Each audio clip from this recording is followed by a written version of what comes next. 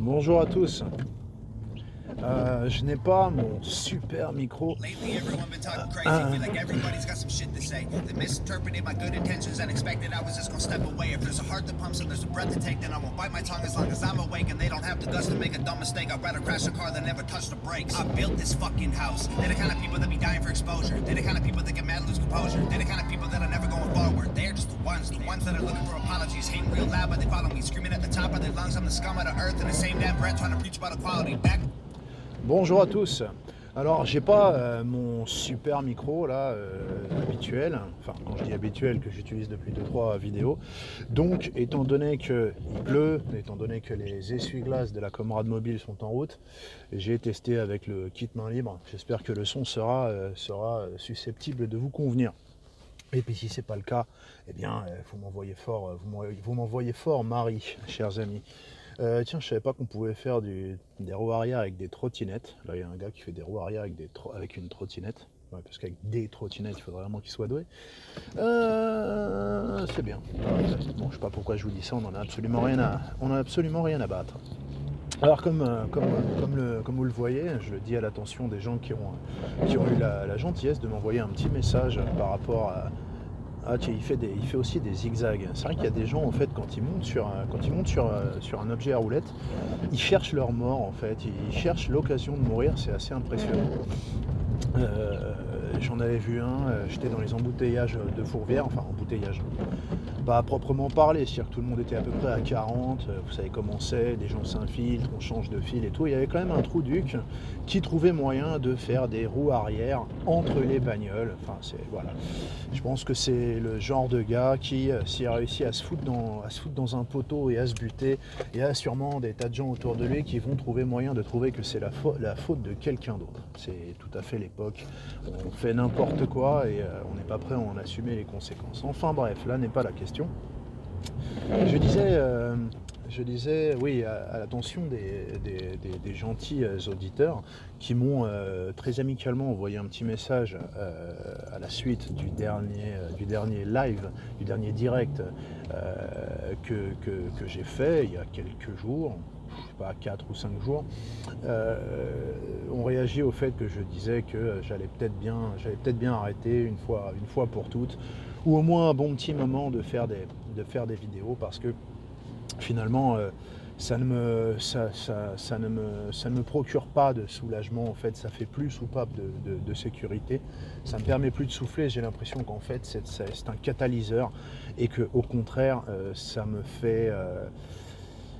m'oblige à remuer les lames de rasoir que j'ai dans la tête et ça se met à toucher un petit peu les bords. Et il y a des fois où je me dis que je vivrais certainement plus sereinement si je passais pas mon temps à faire mijoter toutes ces saloperies dans ma tronche pour vous en parler. Mais on m'a envoyé des messages sympas pour me dire écoute Comrade, je sais pas comment ça va pour toi, j'espère que tu prends soin de toi, etc. Mais si tu t'en vas pas trop longtemps parce que on t'aime bien. Et il y a même un gars qui, je sais pas si c'est pas le troll rageux, qui m'a dit que je lui avais été utile dans sa vie. Ça m'étonne toujours quand j'entends des gens me dire des choses comme ça. Je le dis avec le peu d'auditoire que j'ai eu des tas de gens qui m'ont dit, enfin des tas de gens, à mon humble échelle, qui m'ont dit cette phrase très étonnante, tu m'as aidé dans la vie, c'est très étonnant d'entendre des choses comme ça fait plaisir, parce que c'est loin de moi l'idée de m'imaginer pouvoir aider des gens, parce qu'au finalement je suis un gars qui discute dans sa voiture, moi, mais il y a des gens visiblement à qui parfois je peux faire du bien. Je n'ai pas la moindre idée de comment ça se fait, mais ça se fait, donc c'est agréable. Surtout quand on a tendance à penser que ce qu'on fait est inutile.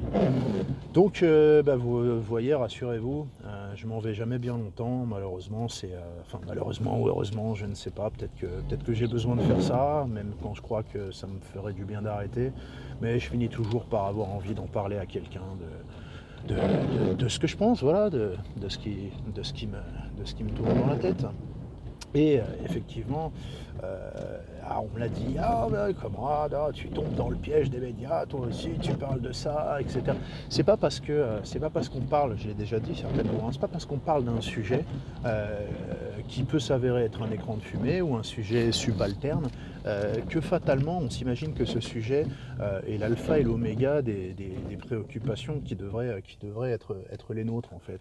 Vous pouvez tout à fait, je sais pas, tempête de neige chez vous, vous pouvez tout à fait en parler en fait. Ça ne veut pas dire que tout le reste de l'année, vous allez supposer que les tempêtes de neige sont les seules préoccupations qui valent le coup, qu'on s'en soucie, soyons raisonnables. Et donc, cette histoire de voile, j'en ai parlé, je ne compte pas en parler pendant des millions d'années non plus, mais je veux dire, ça dit quand même quelque chose de nos sociétés, et surtout l'hostilité avec laquelle certains ont réagi à cet événement avec Odoul et avec Fatima E, donc qui a expliqué qu'on avait détruit sa vie. Donc tout en nuance, hein, tout en sens de la mesure, paraît-il qu'on a détruit la vie de cette femme en lui adressant la parole en fait. Donc j'ai envie de dire, je ne veux pas créer une équivalence entre les gens dont on a vraiment détruit la vie et qui sont morts, parce que les gens dont on a vraiment détruit la vie et qui sont morts, par exemple à l'occasion du Bataclan, à l'occasion de l'attentat de la préfecture, j'ai pas envie de dire que si vous voulez, c'est un retour de bâton, parce que cette femme-là, elle a tué personne au Bataclan, elle a tué personne à Nice, elle a tué personne à la préfecture, soyons clairs. Simplement, voilà, que ce soit du cancer, que ce soit d'un accident de voiture, que ce soit d'un meurtre, d'un coup de béquille derrière la tronche qui nous rend handicapés à jamais. Je pense que le terme détruire, avoir une vie détruite, ça va peut-être un petit peu plus loin que ça. Et je trouve qu'il y a un abus de langage et véritablement, comme je l'ai dit, il y a un chantage à la bombe lacrymale. Hein, pas lacrymogène mais lacrymale. Il s'agit aussi de faire pleurer les autres, mais surtout d'utiliser ses propres larmes, qui à mon avis peuvent être exagérées ou feintes, comme un instrument de conviction d'autrui. Et pourquoi je dis ça? Parce que, bon, on a vu comment ça s'est passé, il y a eu le discours de Zemmour. Alors il va falloir que j'essaye de pas, parce que là c'est un sujet complexe, et il y a de multiples sujets à aborder dans cette vaste polémique où tout s'entremêle. Odoul, Zemmour, l'attentat de Bayonne, etc. Il y a beaucoup de choses à dire, donc je vais peut-être pas forcément avoir un fil de pensée absolument rectiligne. Mais c'est pas grave, ce sera biscornu comme c'est souvent le cas, mais comme on me le disait dans les commentaires, je tourne à droite, je tourne à gauche pour essayer d'arriver finalement à destination, et j'allais dire Dieu merci, je ne crois pas en Dieu, mais je finis toujours par arriver autre part que dans un platane ou dans un fossé, et j'arrive toujours à destination pour l'instant. Et donc il y avait cette polémique sur Zemmour où on a eu une partie des médias qui entendait faire censurer Zemmour, et comment est-il possible que ce type émette un avis, et comment on peut encore lui donner la parole alors qu'il a été condamné, nanana. Alors, sauf que, en fait, quand on a été condamné pour des propos précis, jusqu'à preuve du contraire, on est condamné pour ces propos précis, et cette décision de justice ne vaut pas condamnation à l'interdiction de s'exprimer à nouveau. C'est-à-dire qu'en théorie, vous continuez à pouvoir vous exprimer, et si quelque chose dans ce que vous dites est répréhensible, alors à ce moment-là, des gens se portent partie civile, des associations, etc.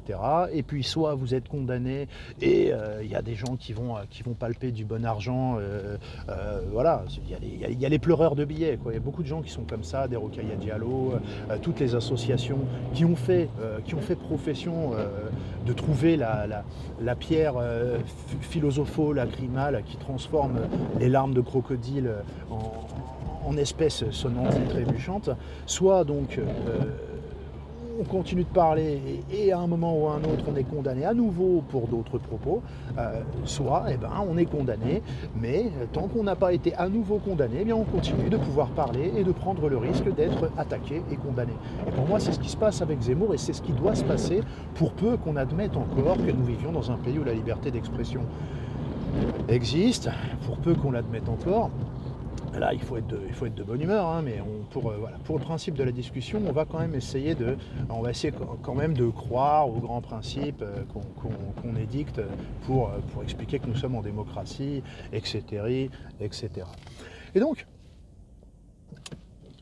on en était à ce Zemmour-là qui avait expliqué, qui avait été à la convention de la droite et qui avait tenu des propos intolérables, qu'il fallait faire taire, etc. Parce que dans l'esprit de ce qu'on appelle la bien-pensance, c'est-à-dire les gens qui médiatiquement ont l'opinion correcte, il est normal que l'opinion incorrecte, l'opinion mauvaise, la crime pensée, je sais plus quel foufou avait dit qu'il fallait condamner ces opinions délinquantes ou ce discours délinquant ou cette pensée délinquante, hein, dressant certainement involontairement un pont sémantique entre la France macronienne et bien pensante et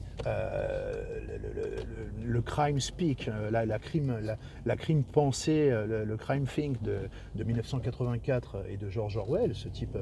Je veux dire, maintenant, pour prévenir l'avenir, pour parler de quelqu'un qui prédit l'avenir, il ne faut plus lui dire « Wow, mais t'es Nostradamus », il faut vraiment lui dire « Wow, mais t'es George Orwell », c'est hallucinant. On a des gens qui nous parlent aujourd'hui d'opinion délinquante. Je suis désolé, je ne sais plus qui avait prononcé ça. Devant, il y a une Dodge Viper, elle est complètement hallucinante. Vous en avez rien à foutre et ça me fait perdre le fil. J'aime bien les bagnoles maintenant, en vieillissant, j'aime bien les bagnoles. Et donc, on a ces gens-là qui, tout convaincus qu'ils sont d'être le camp du bien et la pensée correcte, réclament de vivre dans une société où la pensée inverse, où les opposants politiques seraient réduits au silence, en fait, de façon à ce qu'on obtienne une unanimité parfaite dans certaines opinions, que ce soit sur l'immigration, que ce soit sur le réchauffement climatique, que ce soit sur la peine de mort, que ce soit sur le port d'armes, que ce soit sur le multiculturalisme, le voile, l'islam, tout ce que vous pouvez vouloir. Il y a tout un tas l'Europe, etc. Il y a tout un tas de sujets où ces gens exigent que, au nom du fait que leur pensée est la bonne, leur pensée est celle qui est juste, eh bien la pensée en face soit criminalisée ou psychiatrisée, etc. Mais ces gens sont des gens qui réfléchissent à court terme et qui tiennent leur monde et qui tiennent leur avantage d'appartenir à la classe dominante idéologiquement, ils le tiennent pour acquis. Ils ne réalisent pas que un jour, peut-être cette intransigeance à l'opinion contradictoire, à l'opinion considérée à l'instant T où eux exercent cette coercition ou entendent exercer cette coercition, ces gens-là ne comprennent pas que cette intransigeance-là, érigée en système, pourrait très bien se retourner contre eux, c'est-à-dire que leur caste politique, leur idéologie est au pouvoir aujourd'hui et ils tiennent pour vrai que ce sera le cas ad vitam aeternam. Sauf que, admettons qu'un jour ces gens qui sont mauvais, ces gens qui sont populistes, ces gens qu'ils détestent et dont ils méprisent les idées, se retrouvent à la tête du pays dont ils auraient façonner les outils de coercition de la pensée contradictoire.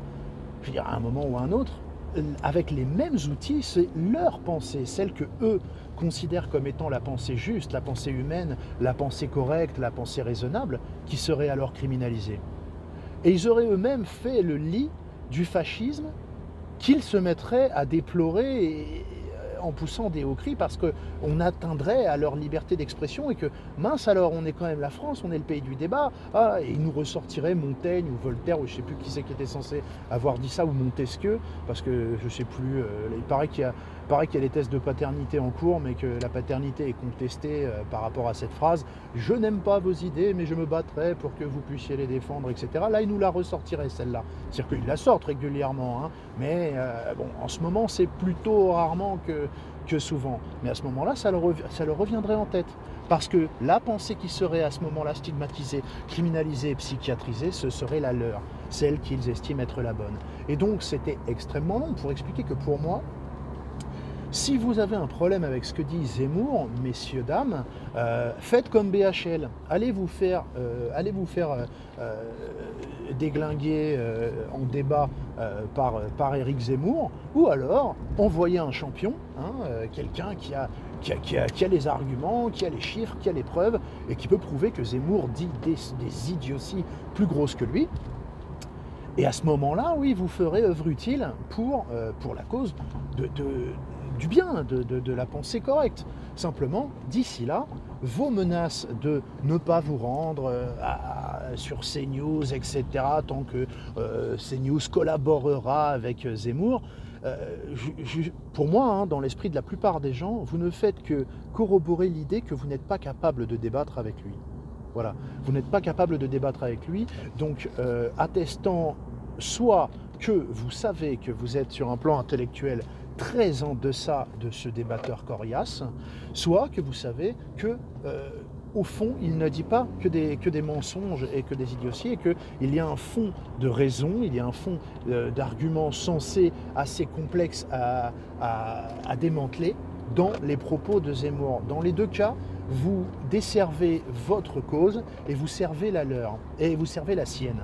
C'est tout à fait, pour moi, c'est tout à fait clair. Et alors, en plus, je vais vous dire, quand on a des compagnies comme Nutella qui disent qu'ils vont se retirer de l'antenne de CNews, quand on a la France Insoumise qui disent qu'ils n'iront plus intervenir sur CNews, quand on a des obscurs députaillons de La République En Marche qui expliquent ce genre de choses, et quand on a le docteur Fatali qui décide de ne plus aller sur CNews, vous pensez que ça fait pleurer qui ? Vous pensez que la parole de ces gens qu'on entend partout et qu'on entend trop va manquer à qui ? Moi, la seule chose qui me fait un peu de peine, c'est que j'aurais bien voulu voir le docteur Attali se colter avec le petit Zemmour à propos de ceci, à propos de cela, à propos de l'islam, à propos du métissage, du multiculturalisme, etc. Et ça m'aurait bien fait rigoler. Parce que certainement que peut-être Zemmour aurait ramené Attali à ses doubles standards en matière de multiculturalisme, et notamment à cette vidéo que j'avais moi-même sortie, qui mettait en parallèle le procès en débat que faisait Attali à Zemmour à propos de la France-France, qui ne voulait pas se métisser, que le métissage c'était la seule façon de lutter en gros contre une espèce d'hygiénisme consanguin qui empêchait, qui faisait mourir les civilisations et les sociétés et les groupes humains. Et j'avais mis ça en parallèle avec un discours qu'il avait fait devant un aéropage d'Attalien où il expliquait que le métissage était une menace mortelle, plus dangereuse que la Shoah elle-même envers le peuple juif, et que en gros, pour être un vrai juif, il fallait avoir 2 parents juifs, et que les gens qui n'avaient qu'un seul parent juif, même si c'était la mère, n'étaient pas des core Jews, et qu'en gros ils incarnaient déjà en eux-mêmes la perte et l'anéantissement du peuple juif. Donc j'aurais bien voulu voir si Zemmour aurait pensé à ramener Attali à ces contradictions et à cette malhonnêteté intellectuelle profonde, de souhaiter, de décrire comme quelque chose de souhaitable et d'impératif pour autrui quand on ne se le souhaite pas à soi-même. Donc ça aurait été intéressant, mais Attali, le grand intellectuel, eh bien, il a mouillé sa couche pour adulte. Très bien, on s'en passera. Je pense qu'on l'a suffisamment entendu, la vieille chouette à Colmao. Mais ce que je voulais dire, c'est qu'on est en train d'assister toujours, voilà, c'est toujours cette hypocrisie des gens qui n'ont pas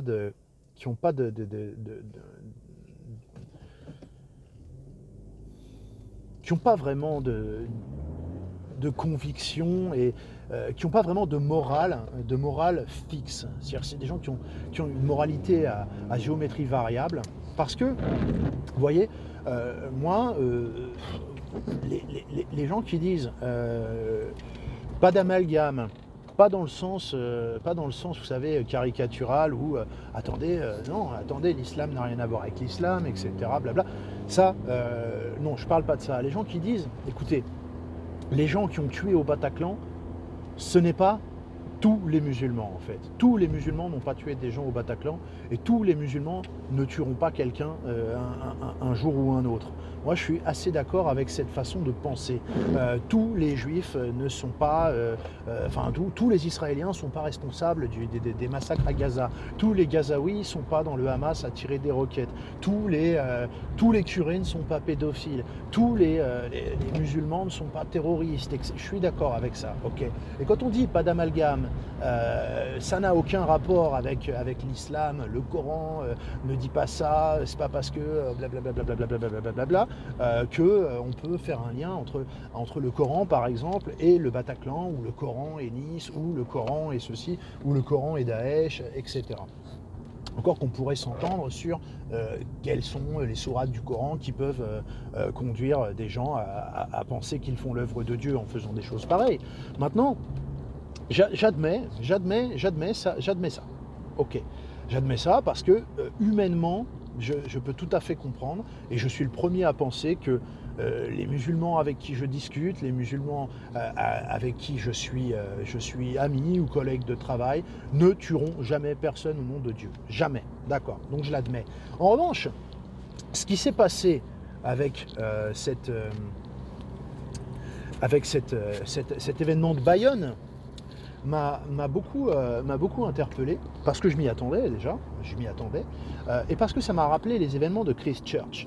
Parce que quand il y a eu ce malade mental qui a été tiré sur des gens à Christchurch en Nouvelle-Zélande, c'était quand même autre chose que l'autre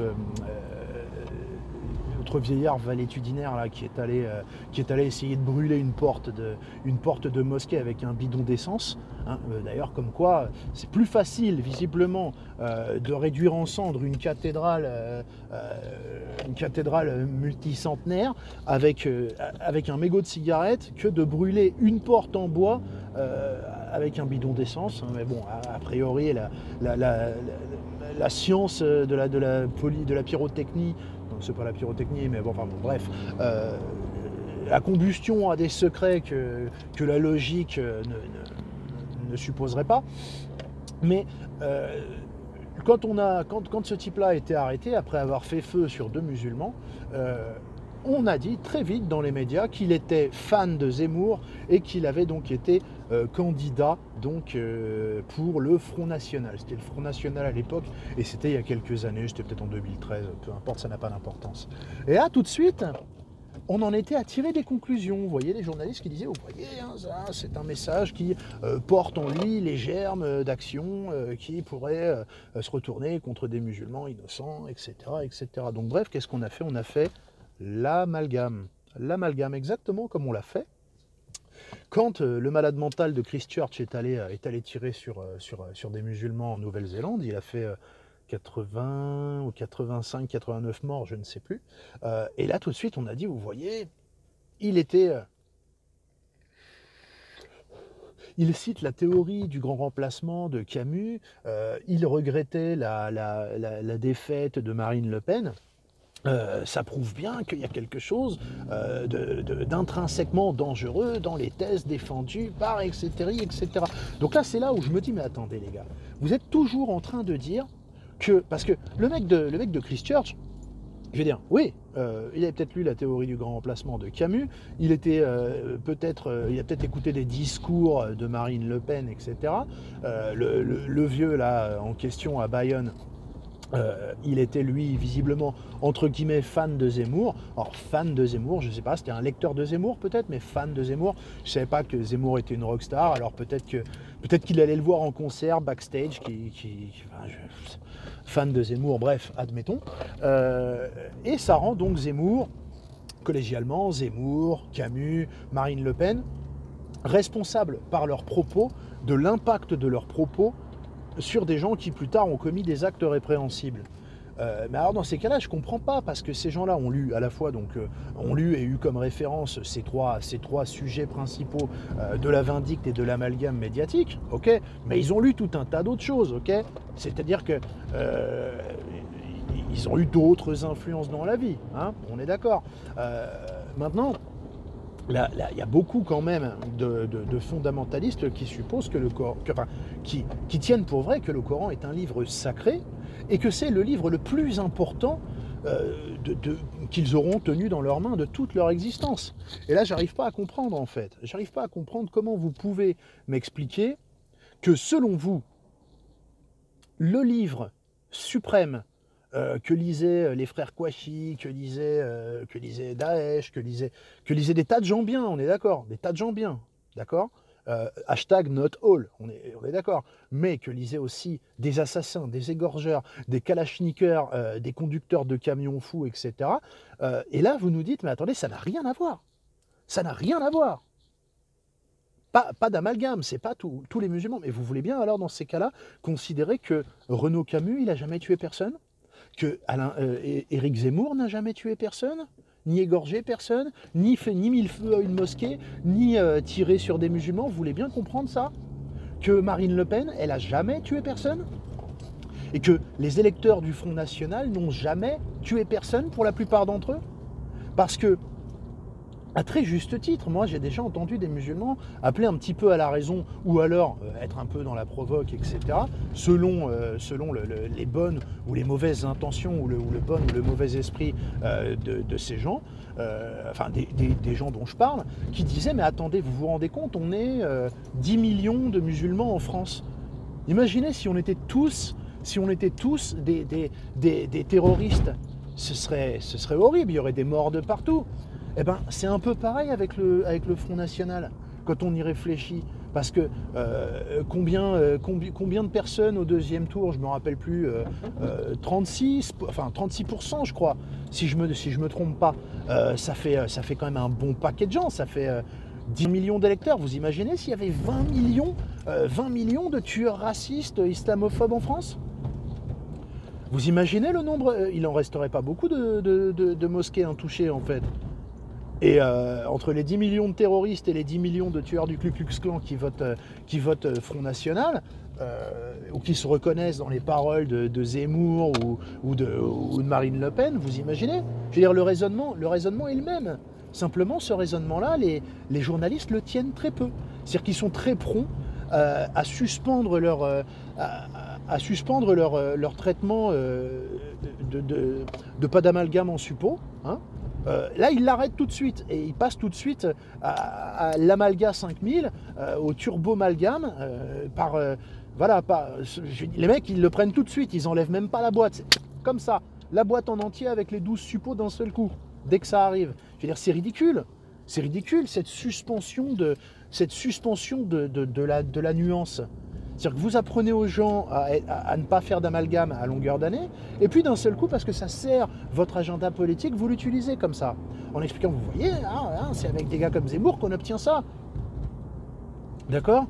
Sauf que moi, je suis bien désolé, j'ai réécouté le discours de Zemmour, et bien je suis bien désolé de vous le dire, mais à aucun moment il a été question d'aller brûler des mosquées ou de tirer sur des musulmans, jamais. C'est-à-dire que ce qu'on lui a reproché, c'est notamment de mettre en garde sur la possibilité d'une confrontation entre deux communautés qui ne se comprennent pas, qui ont des valeurs différentes et qui, à un moment ou à un autre, risquent peut-être, sous l'influence des extrêmes de chaque côté, eh bien, de se confronter. Ce que certains peuvent appeler guerre civile. D'accord ? Et on lui a reproché ça.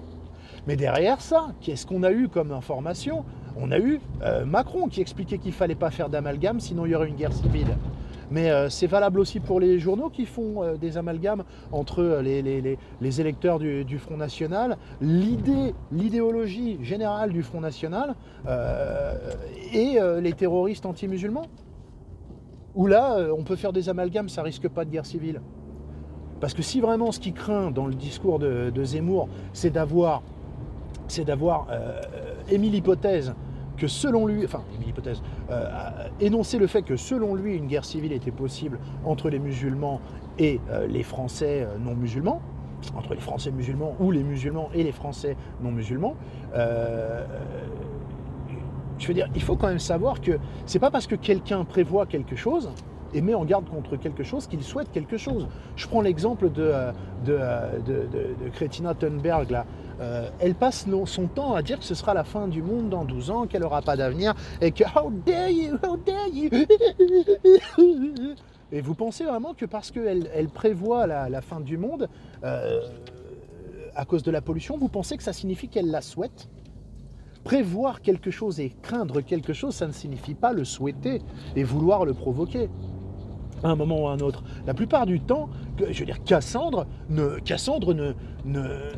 mettait pas le monde en garde contre les catastrophes qu'elle prévoyait parce qu'elle espérait qu'elles surviennent. Bien au contraire. Bien au contraire. Néanmoins, voilà, il a fallu condamner Zemmour pour ça, alors qu'au fond, on a de nombreuses personnes qu'on entend s'exprimer, comme Yacine Pellatart, là, hein, le mec, je sais pas ce qu'il a, il est en roue libre maintenant, il s'habille tout en noir, il manifeste avec les femmes voilées, etc. Bizarrement, hein, il n'est pas trop dans l'égalité homme-femme, parce qu'il aurait pu se voiler, lui aussi, tiens, pour prouver que c'était républicain, que c'était pas du tout quelque chose de sexiste et d'inégalitaire entre les hommes et les femmes. Il aurait pu le faire, hein, mais non. Alors, lui, il se cantonne quand même à s'habiller tout en noir. C'est en tout cas la manifestation contre l'islamophobie, c'est ainsi qu'il était habillé. Et alors, trop quel vaisseau lui a pété dans la tête, mais là j'ai l'impression qu'il se voit calife de Seine-Saint-Denis, le pélo, hein, parce que il a été expliqué à tous les fachos, à tous les islamophobes, etc. Nous avons préparé quelque chose, et ce sont nos enfants. Sous-entendu, un petit peu la même chose que dit Camus, en fait, que ce sont les enfants qui décideront des rapports de force entre un groupe ethnique ou humain ou culturel et l'autre. C'est quand même un petit peu, je veux dire, on arrive un peu sur le terrain de Erdogan qui disait, ou alors c'était un de ses ministres, ne faites pas 3, ne faites pas 4, ne faites pas 5, mais faites 6 enfants aux Turcs en Allemagne, sous-entendu que, oui, comme le disait je ne sais plus quel haut dignitaire musulman islamique, qu'avec le ventre des femmes, il vaincrait en fait, il conquerrait l'Occident. Je veux dire, il y a des gens quand même qui valident finalement les inquiétudes de Zemmour. Moi j'ai lu dernièrement, je ne sais pas si c'était le Parisien, suite à cette fusillade où il y a eu 2 morts, si ça continue comme ça, qu'est-ce qu'ils veulent? Si ça continue comme ça sera la guerre civile. Donc quelque part, vous voyez, Zemmour, il traduit pas seulement un délire personnel et un fantasme. Je pense que Zemmour, vous voyez, c'est un homme de lettres. À mon avis, il se voit pas dans la rue avec un FAMAS à esquiver les rafales de Kalash, etc. Vous voyez, je pense que voilà, il y a des starbés qui aimeraient bien que ça arrive, etc. Parce qu'ils se font des grands films, ils se disent que dans Guérilla d'Oberton, eux, ils deviendraient vraiment les héros, etc. Les mâles alpha qui tireraient leur épingle du jeu parce que c'est pas des couilles molles, c'est pas des garçons soja, etc. Moi, je suis pas un garçon soja en fait, vous voyez. J'ai pas du tout envie non plus de vivre une guerre civile. Parce qu'il y en a des plus solides que moi qui en ont vécu des guerres civiles. Et quand ils en sont revenus, ils n'avaient pas spécialement envie d'en refaire une. Vous voyez, les gens qui ont fait la guerre et les gens qui ont vécu ce genre de choses,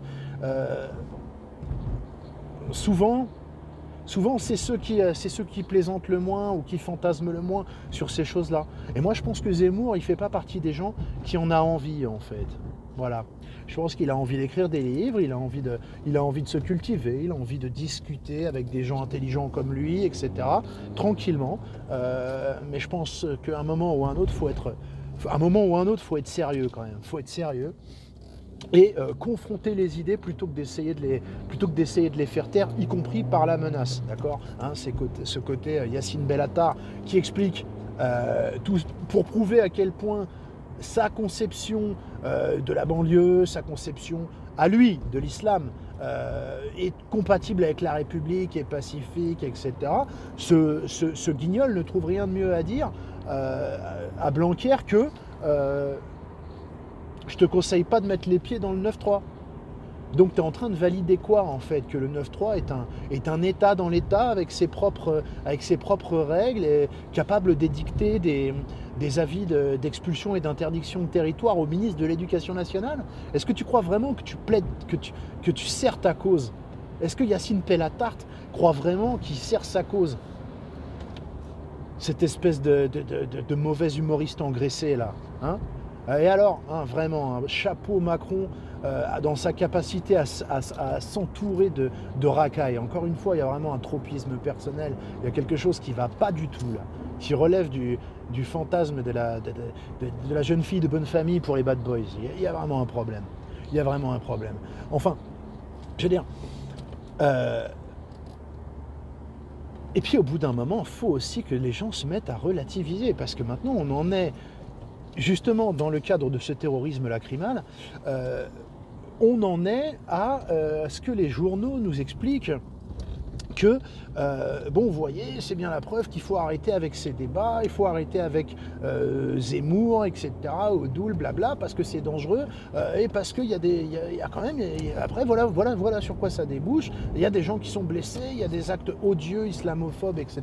Moi, je veux bien, il y a vraiment... Je suis le premier à condamner, c'est stupide de faire ça, c'est stupide sur un plan humain déjà, parce que les deux musulmans en question avaient fait de mal à personne, comme la plupart des musulmans, d'accord, et donc ne méritaient pas qu'on leur tire dessus. Mais je vais quand même rappeler à ceux qui expliquent maintenant il va falloir que ça s'arrête, sinon c'est la guerre civile, que on a eu Charlie Hebdo, on a dit je suis Charlie, mais en gros vous n'aurez pas ma haine, unité nationale. On a eu le Bataclan, il y en a qui ont dit oui vous n'aurez pas ma haine, on a allumé des bougies, etc., etc.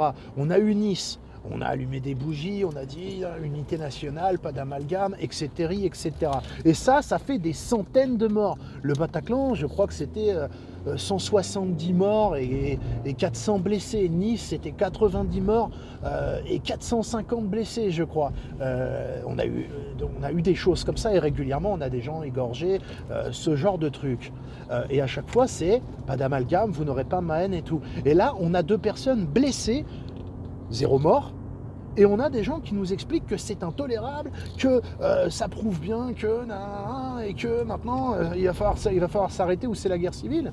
Je veux dire, j'ai l'impression qu'il y a quand même un taux, un seuil de tolérance et de résilience face à la violence et l'agression dont on est victime en tant que groupe, qu'on soit un koufar ou qu'on soit un musulman, qui est quand même assez différent.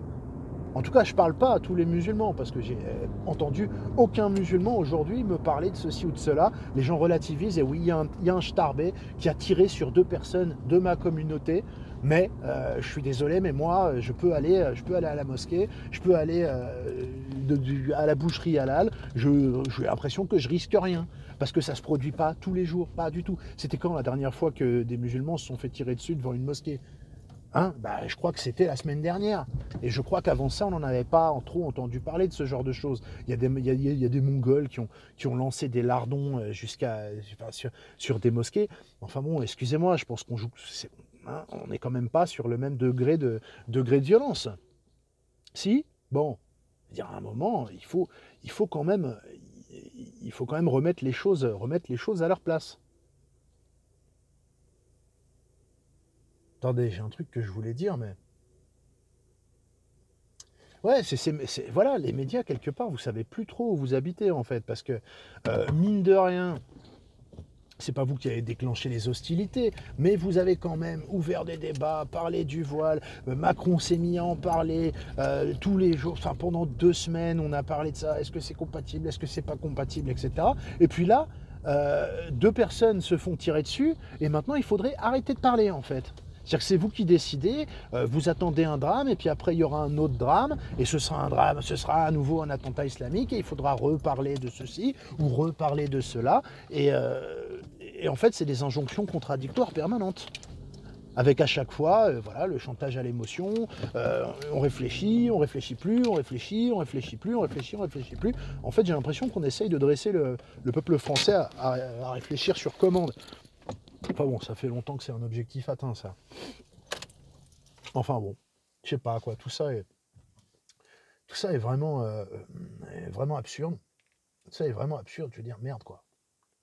On est en train de nous parler, l'autre fou furieux qui nous parle du terrorisme saucisson pinard. Je ne sais plus d'où sort ce gogol, cette espèce de châtré là. Ça doit être certainement un mec de La République en marche. En tout cas, il a le physique. Il a vraiment le physique. Vous savez, le physique grivesque des boys de Macron là, qui a été dire.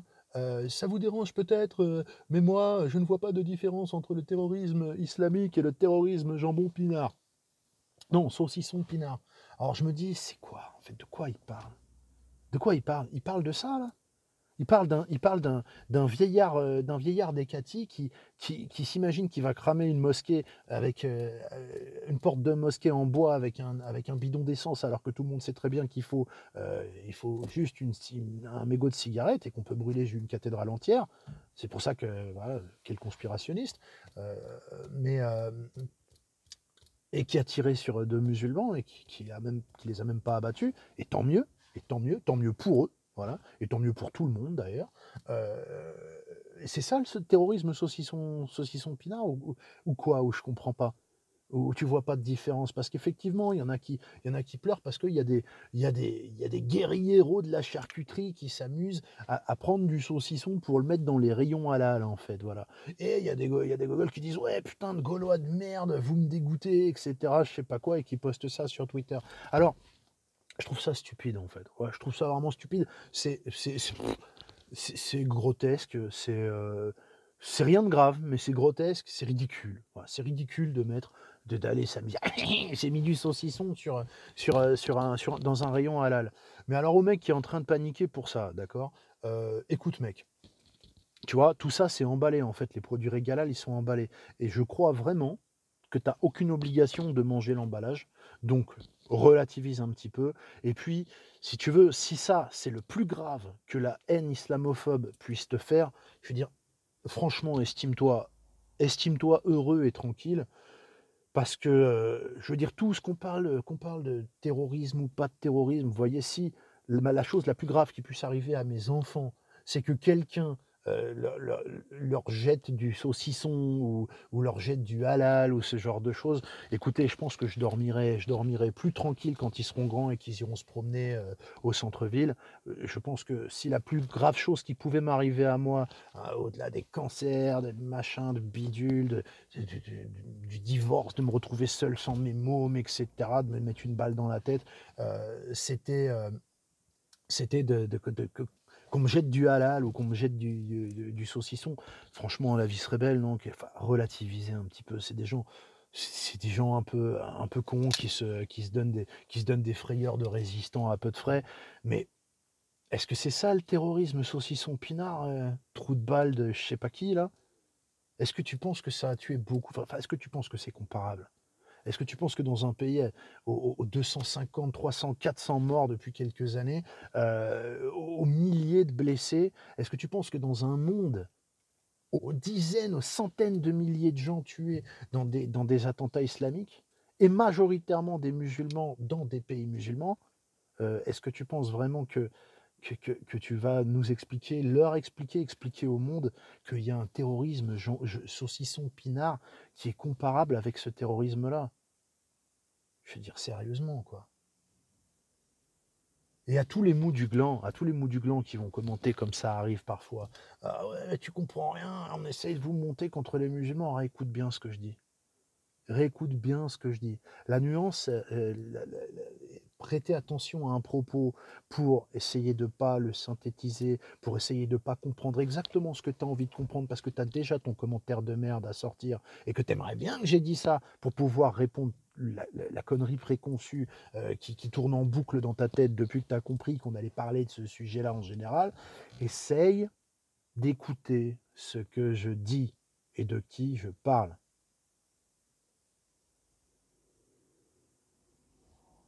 S'il y a un truc que j'ai jamais fait, c'est de mettre tous les gens dans le même panier, en fait. C'est vous dire: «Ouais, les noirs, ouais, les musulmans, ouais, les juifs». J'ai jamais fait ça. J'ai toujours trouvé des trous du cul pour, heu, pour que pour que ma pensée passe par l'épuisette à un trou de leur cerveau afin d'arriver avec un résidu de ce que j'ai dit auquel ils pourraient opposer leur petit argument de béotien binaire, mais ça vient pas de moi, en fait, ça vient de vous. Allez, à plus. Prenez soin de vous, qui que vous soyez.